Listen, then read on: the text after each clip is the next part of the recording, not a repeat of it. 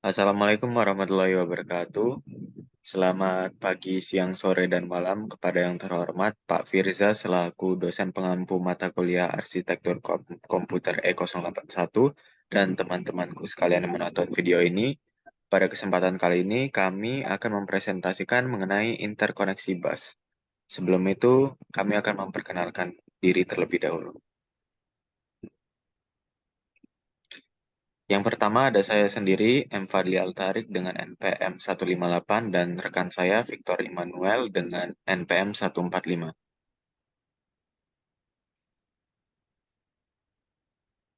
Langsung saja kita masuk ke pengertian interkoneksi bus. Interkoneksi bus adalah bagian dari sistem komputer yang berfungsi untuk menghubungkan antar perangkat utama pada komputer guna memindahkan data antar bagian-bagian dalam sistem komputer.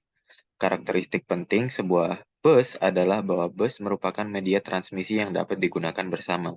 Sebuah sistem bus terdiri dari 50 hingga 100 saluran yang terpisah. Masing-masing saluran ditandai dengan arti dan fungsi khusus.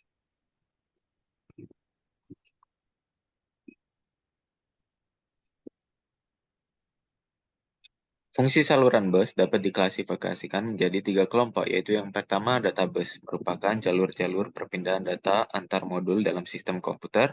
Yang kedua address bus, yang merupakan bus untuk menandakan lokasi sumber dan tujuan pada proses transfer data. Dan yang terakhir control bus, merupakan bus yang digunakan untuk mengontrol izin akses ke database dan address bus.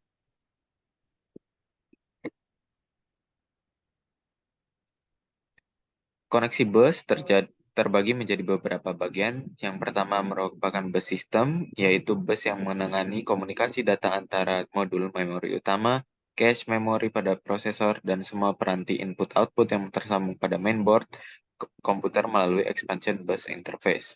Yang kedua ada bus lokal, merupakan sebuah bus menjadi penghantar data antara cache memori dengan CPU. Dan yang terakhir ada bus ekspansi yang menjadi saluran utama bagi setiap periferal yang terhubung dengan mainboard seperti NIC, SCSI controller, peralatan lainnya seperti modem, peranti serial, dan paralet seperti mouse, keyboard, dan printer.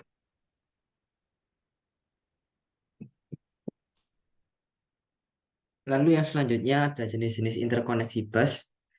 Sini yang pertama ada internal bus, yaitu bus yang menghubungkan CPU dengan memori. Lalu ada external bus, yaitu yang menghubungkan CPU alat-alat dengan alat-alat input atau output. Lalu ada bus USB, yaitu yang memiliki kecepatan transfer rendah. Dan itu juga ada SCSI, yaitu Small Computer System Interface. Di sini merupakan bus yang dapat melakukan input dan output. Lalu yang selanjutnya ada bus firewire, yaitu bus yang menggunakan transmisi serial. Lalu ada bus processor atau FSB, frontside bus, yaitu bus 64 bit yang digunakan terutama oleh prosesor untuk melewatkan informasi ke dan dari cache atau memori utama.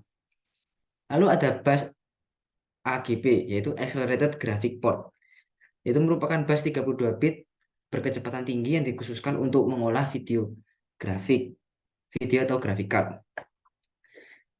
Lalu selanjutnya bus PCI, yaitu Peripheral Component Interconnect, itu merupakan bus 32 bit atau 64 bit yang berkecepatan tinggi seperti adapter SCSI, card, jaringan, dan yang lainnya.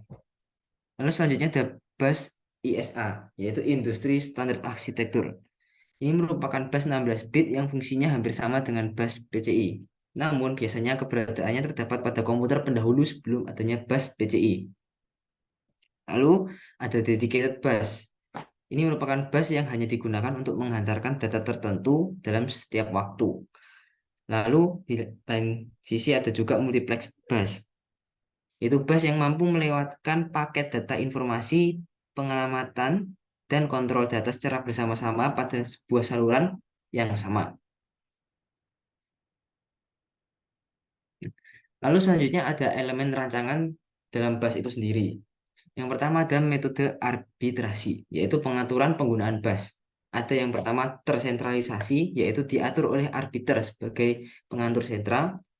Lalu terdistribusi, yaitu setiap bus memiliki pengaturannya sendiri-sendiri.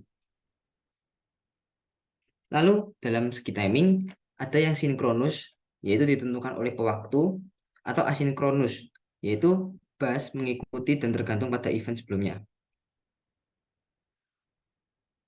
Lalu selanjutnya ada jenis-jenis transfer data pada bus, ada operasi read, operasi write, operasi read modify write, operasi read after write, lalu yang terakhir ada operasi block. Sekian presentasi dari kami. Bila ada kurangnya, kami mohon maaf. Wassalamualaikum warahmatullahi wabarakatuh.